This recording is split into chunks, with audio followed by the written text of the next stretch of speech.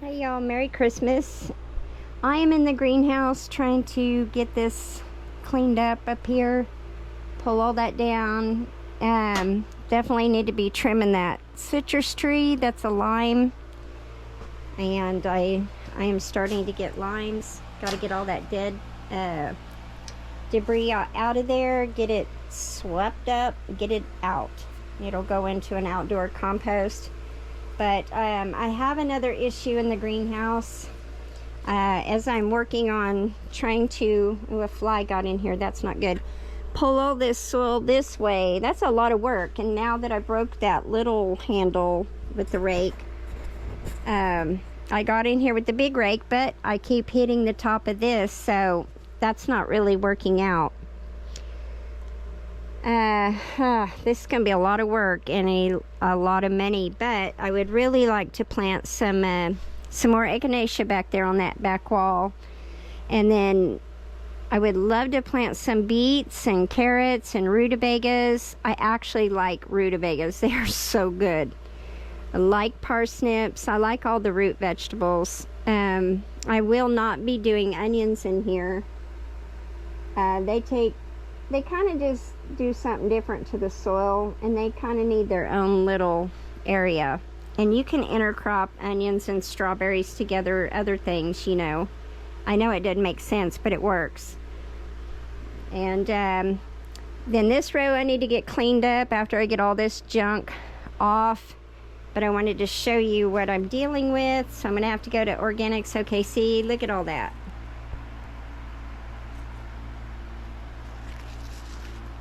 Got aphids, so all that's gonna have to come down and out of here.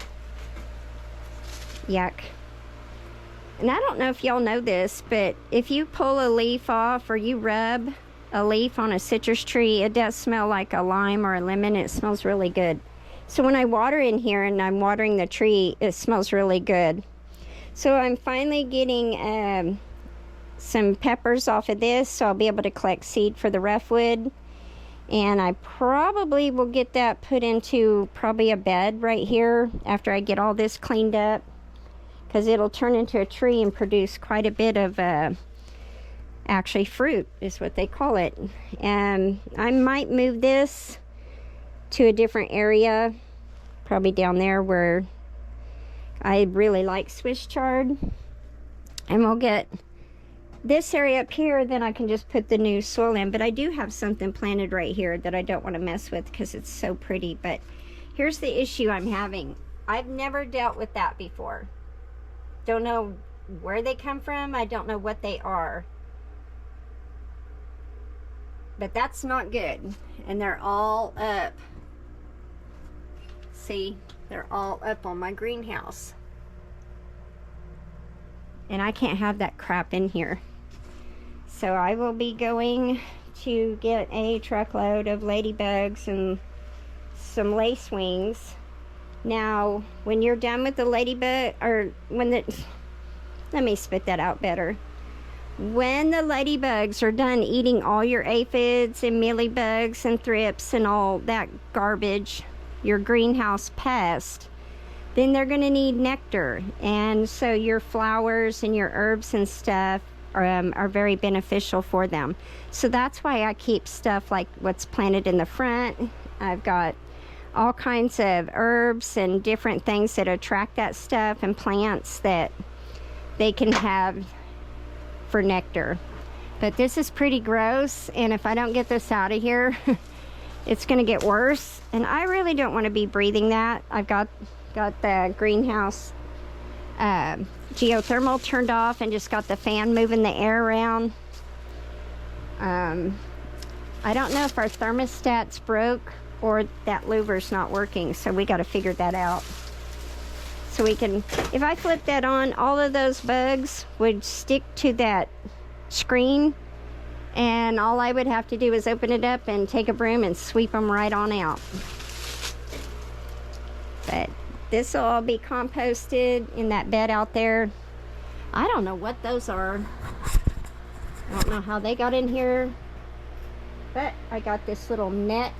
I think when it was the Dollar Tree and I will get those out of here. They will be sent on out the door. There we go. Got one. So I'm going to go take it outside. Let's go do that real quick.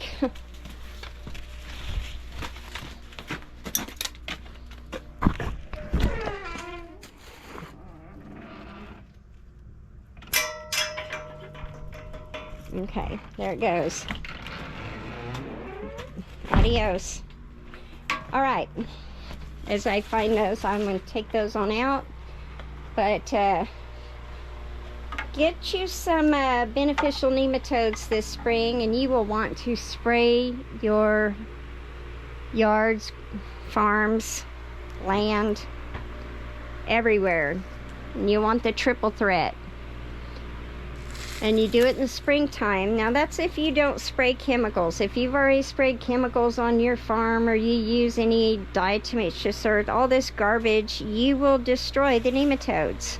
You will destroy the good bacteria and everything that's living in the soil that's good.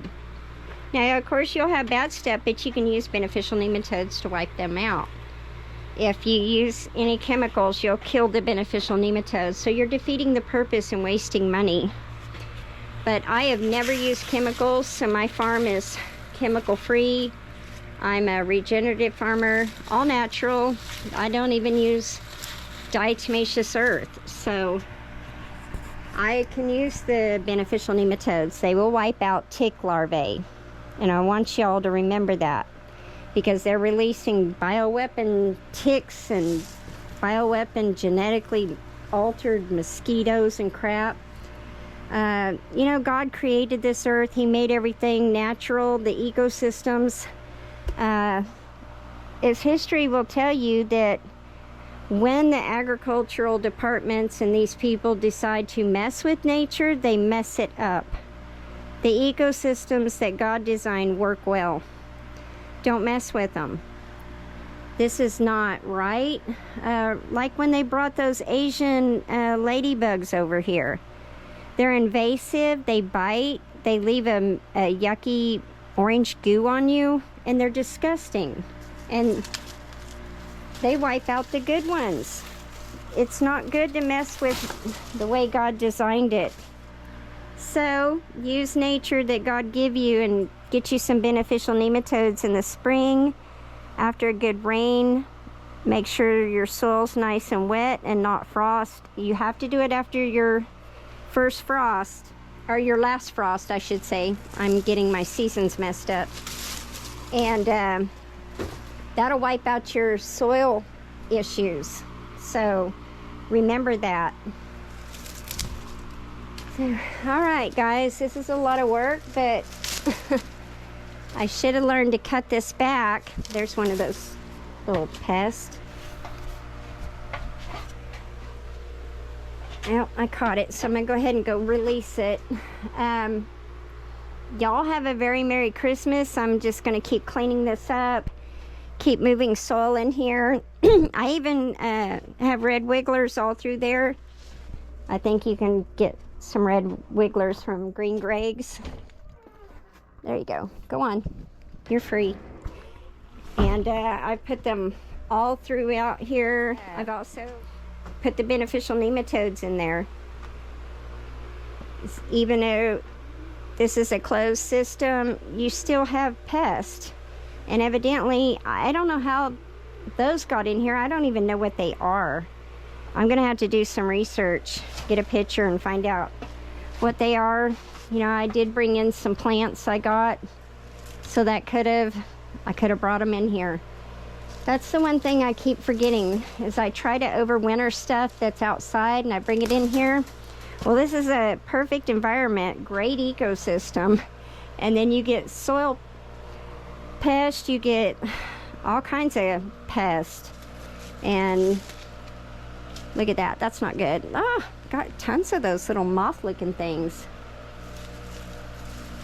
Well, we'll get them out of here and let them loose, but I thought I would bring, oh, ooh. Yeah, look at the citrus tree. Look at the thorns on that. I've grabbed a few and went right in my hand. That didn't feel too good, and it stings for several days. All right, y'all. See, that's a citrus tree. That'll clear up as soon as the sun can hit it. But when all that vine was covered over this, then the sun couldn't get through. And then it creates, when you get that powdery mildew and stuff, then it creates nasty pest you don't want in here. All right, Merry Christmas, y'all. It's Wendy with Mrs. Hardegg Farms and Wendy with Hardegg Farms. Talk to you later.